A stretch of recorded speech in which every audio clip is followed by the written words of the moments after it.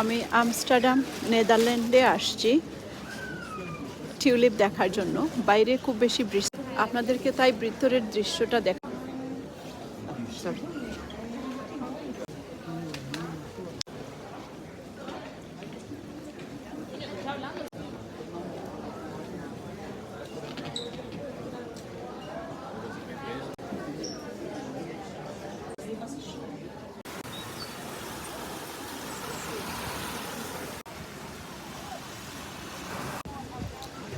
ফুল আর ফুল অনেক সুন্দর করে ডিজাইন করে, বিশেষ করে টিউলিপ বা ডেফোডিল লাগানো হয়েছে। জাস্ট মুগ্ধ হওয়া ছাড়া আর কোনো উপায় নাই।